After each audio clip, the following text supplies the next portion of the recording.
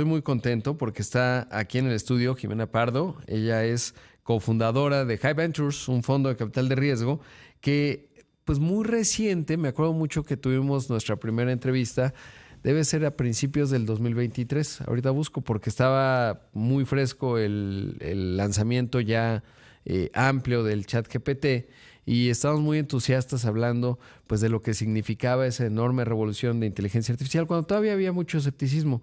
Incluso ustedes se cambiaron el nombre como fondo de capital de riesgo con esta visión y bueno, pues ya pasaron algunos años y eso se ha materializado de manera muy, muy significativa. De hecho, por eso estás acá, Jimena, gracias. No, gracias a ti, Rodrigo, y felices.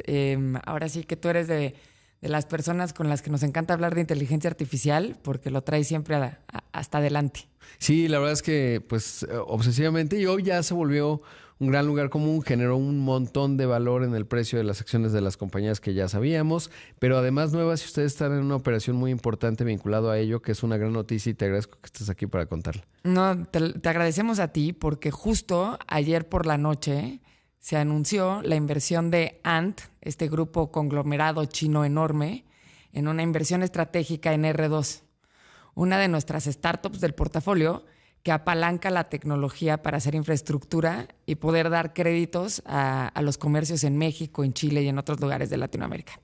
Sí, y nada más para dimensionar, ¿cómo dimensionar Ant Financial? Que es enorme. Hay dos grandes jugadores en China. Uno es este. Y cuando hablamos de China estamos hablando de la segunda mayor economía del planeta y de más de 1.400 millones de habitantes, lo cual te da un mercado que es difícil comprender a escala México, porque pues una esquina de la China y 3 Méxicos ahí perdidos, ¿no? O sea, se te olvidó una provincia y ¡ay! 2 Méxicos se nos perdieron.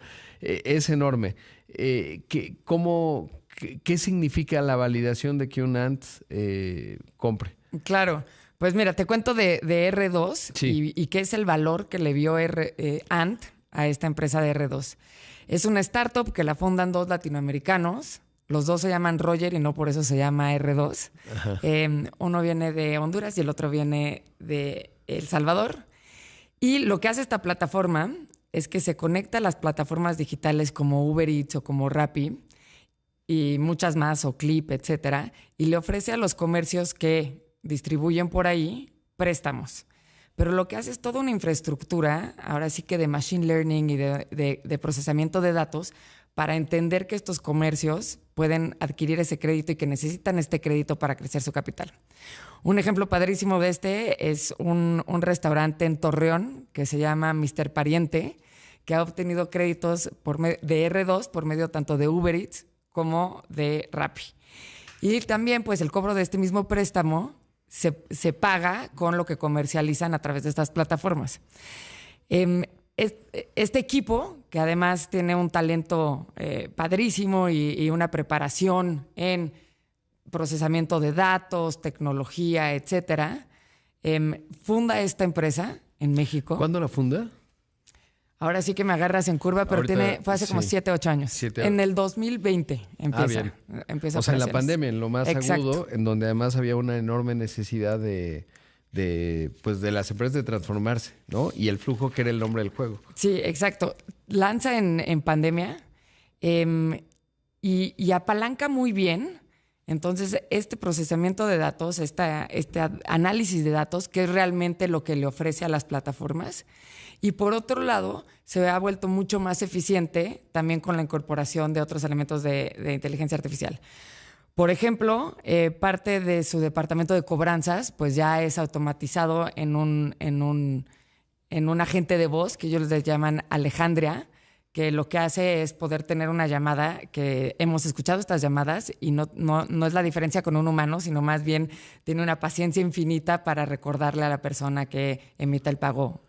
Ahora, R2 no, o sea, está en el negocio del análisis de los datos con un objetivo financiero, pero no es el originador del crédito.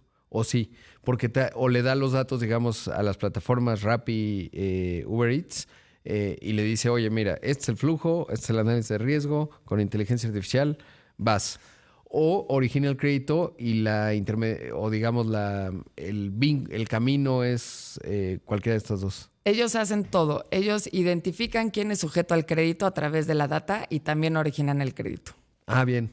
Y digamos, ¿cuánto le invierte Ant? Son $132 millones. Wow. ¿Y la evaluación la tienen ahí? Ahora sí que es on disclosed, todavía no me permiten decir. No, y es normal, o sea, digamos, en el mundo de las startups, a veces las valuaciones, uno se puede imaginar cuánto puede ser. ¿Y cómo ha sido el puente que hacen en el financiamiento? Se han fondeado, digamos, porque sobre todo en negocios financieros ocurre de dos ángulos. Uno, la evaluación que tienes en este caso, esta inversión, pero muchas veces tienes créditos sindicados con alguna entidad en Estados Unidos que hay mucho dinero allá y pues de ahí van pudiendo originar el crédito. ¿Cómo es en el caso de ellos? Correcto. Ellos han podido apalancar este tipo de instituciones que les dan el crédito. Ahora que viene el grupo financiero chino, pues tomarán ya unas nuevas decisiones de cómo apalancarlo. Lo interesante es que este conglomerado, nosotros lo hemos visto ya muchas veces, que llega, pide información, busca startups, busca tecnología, busca innovación. Y con esta inversión, pues demuestra el interés que hay en entrar en un mercado como el nuestro y de expanderlo, ¿no? O sea, viene con una inversión seria a nuestro país. Claro, sí, para dimensionar en Financial, pues hay dos grandes jugadores, decía, Ant y Tencent. Y si uno está en China, el nivel de crédito que ejercen, el nivel de información, me acuerdo mucho, y esto ya tiene 3, 4 años, decían, bueno, pues sabemos que si es miércoles a las 2 de la tarde, te prestamos a tal tasa, pero si es viernes, pues a lo mejor estás más de fiesta a las 8 de la noche y tienen esa digamos, capacidad de ver en un nivel milimétrico. O, por ejemplo, cuál es la factura de tu teléfono, o sea, cuánto pagas por el plan que tengas, si lo pagas a tiempo, no lo pagas a tiempo. Son un montón de cruce de datos con inteligencia artificial que hacen la evaluación de riesgo extraordinaria, que no tiene punto de comparación, digamos, con otros esquemas más tradicionales. Y el hecho de que vean a R2 pues en esta dinámica creo que es importante, pero pues muy visionario porque rápidamente, ¿cómo se llaman? Ya All VP. Exacto. ¿No? Y luego se hicieron High y bueno, pues ahora pues están en esta etapa. ¿Cómo estás viendo el ecosistema? Digo, ya, además, supongo que a Ant le gustó, porque el modelo de DeepSeek se llama R1, el que generó hace mucho revuelo a inicios de este año. Y entonces seguro cuando vieron R2 es el sucesor. Les hizo match. Exacto. No, es broma, porque ya nos decías que son dos Rogelios, dos Rogers, que son los emprendedores. Y realmente una historia extraordinaria, ¿no? Porque es muy rápido, digamos, la velocidad con la que o sea, 7 años, pero...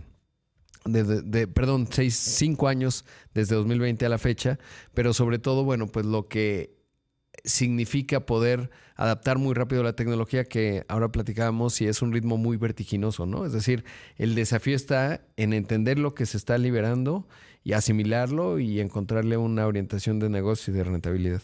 Completamente. Y sirve para contarte qué es lo que estamos viendo allá afuera, porque estamos viendo dos tipos de emprendimiento. Uno como R2, que es un gran ejemplo, en donde nace antes de Generative AI, ¿no? Que saliera sí. Generative AI al público en general. Y lo que vemos son dos founders, pues, obsesionados en realmente hacer el mejor uso de la tecnología más innovadora y se suben a esta ola de inteligencia artificial. Y se suben no solo mejorando su producto, porque al final del día, pues ellos lo que hacen es un análisis de datos a través de un algoritmo.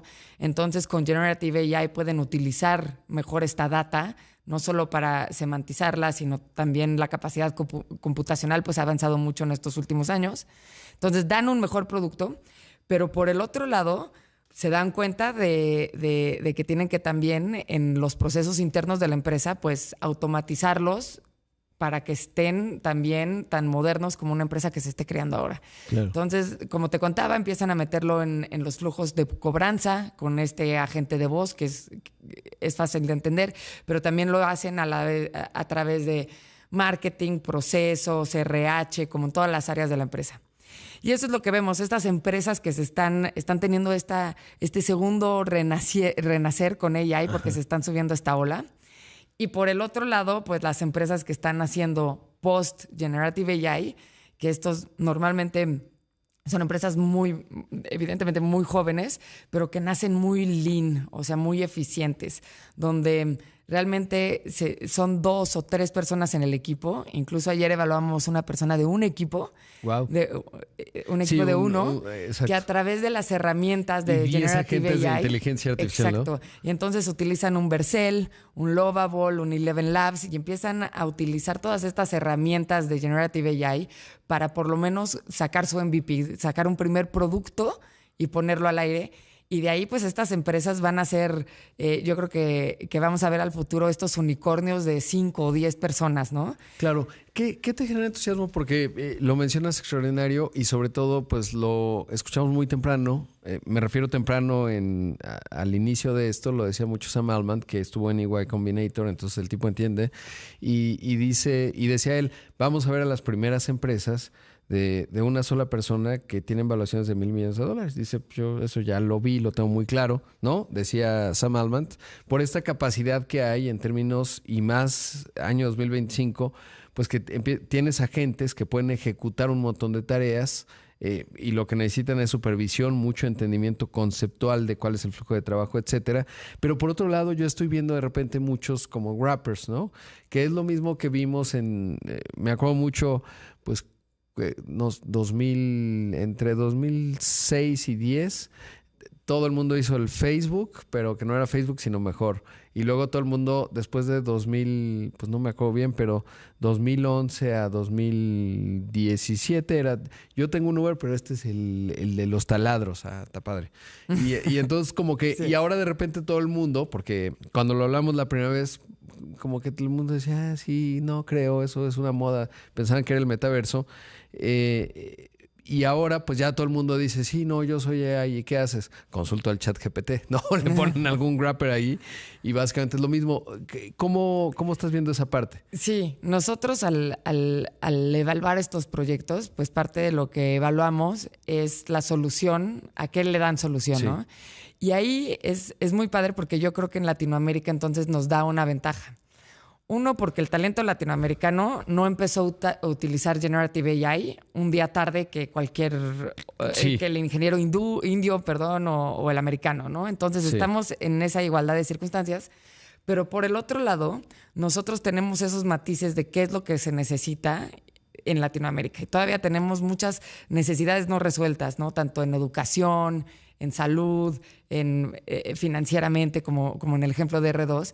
Entonces yo creo que eso al revés nos da un matiz de quien realmente sabe lo que se necesita, poderlo construir mucho más rápido y eficientemente de lo que podía hacerse hace tres años, ¿no? Más que se vuelve menos relevante el código y el software, pero se vuelve más relevante la necesidad que estás resolviendo, ¿no? Ese insight, ese foco de idea. Claro. ¿Y qué tipo de solución estás viendo? Por ejemplo, ayer estaba acá el director general de Qualcomm para América Latina y me decía algo bien interesante que no había pensado. ¿Por qué nace R1? Me refiero al de DeepSeek en China, pues por la necesidad. O sea, el nivel de eficiencia que lograron en el desarrollo de R1, claro, pues fue extraordinario. Y por ejemplo, en el caso de América Latina me decían, nosotros hay, digamos, soluciones para que la inteligencia artificial vive en una computadora que no está conectada a la energía eléctrica porque hay zonas en América Latina en donde no hay y entonces tienes que estar una parte sí. Pues desconectado de la red y pues eso es interesante porque es la necesidad y probablemente eso hace modelos locales muy potentes que eso me llevaría y derivaría en seguridad porque uno de los temas que todavía genera preocupación en ciertas capas pues es que tu información ande viajando por más encriptada que esté y ya hay modelos que pueden vivir en un dispositivo móvil o en una computadora y eso yo creo que no se le ha dado la dimensión que eso significa porque ya puede procesar tu teléfono, pues cosas que poderosísimas, que si las completas con otras cosas en la nube, pues es una cosa épica. Sí, sin duda, y la capacidad que nos da. Nosotros estamos particularmente emocionados porque fuera de la capa de aplicaciones, que prácticamente aplicaciones es darle un uso a esta tecnología, como por ejemplo en el mobile fue la aplicación de Uber, pues sí. nos trajo un coche que nos llevara, ¿no? Claro. Con inteligencia artificial no solo le estamos dando esta capa de aplicaciones un uso, sino que nos estamos yendo más allá y nos vamos a la capa de agentes, agentic, que no solo le da un uso, sino que lo hace por nosotros. Y ahí, pues, va a ser cuestión de tiempo que vamos a redefinir un nuevo Internet. Un Internet que no solo esté hecho para ti y para mí como consumidores, sino también para que nuestros agentes puedan utilizarlo, puedan navegarlo y puedan entenderlo. Yo creo que no falta más que algunos años en que tu siguiente boleto de avión pues realmente lo compre tu agente y solo priorices si es precio o quieres llegar antes. O, por ejemplo, estamos nosotros ahorita muy entusiasmados con un proyecto que lo que planea, se llama Zenit, y es un agente que te resuelve los impuestos para las SMBs. Algo que es sumamente algorítmico, que es fórmulas, que tiene una base también como de comprensión de qué es lo que está haciendo y tiene que hacer una interpretación, pues debería un agente con las reglas poder solucionarlo. Claro, está extraordinario y me genera mucho entusiasmo y sobre todo creo que va a haber una capa bien interesante. Por ejemplo, prácticamente casi cualquier negocio tiene una página de internet. Ahora, la cosa es qué tan usable es para una gente que la sepa leer.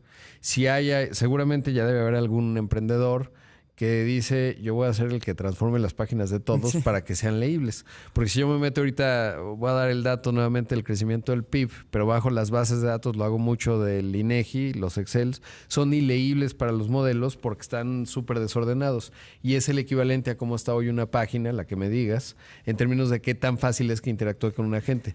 Y el que interactúa con un agente pues tiene un canal de compra muy relevante en función de cómo se vaya materializando, digamos, la demanda, ¿no? Y ahí pues...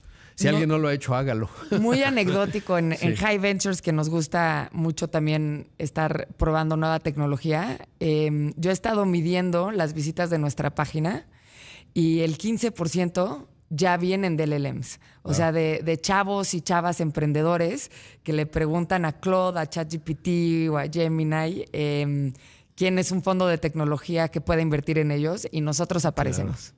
Qué interesante. Y lo que eso implica. Jimena, pues qué padre que estés aquí. Volveremos a hablar, espero, muy pronto. Necesitamos que vuelvan a visitar el Rodcast, porque ya no me da tiempo de preguntarte cómo estás utilizando en tu flujo diario esta tecnología, que ambos somos muy entusiastas. Pero bueno, pues gracias por estar aquí y una gran noticia. No, mil gracias. ¿Cuánto es la operación nuevamente nada más? ¿Cuánto? Sí. 132 millones R2, de dólares. Exacto. R2. Extraordinario. Gracias. Pues ahí escuchamos a Jimena Pardo, cofundadora y managing partner de High Ventures.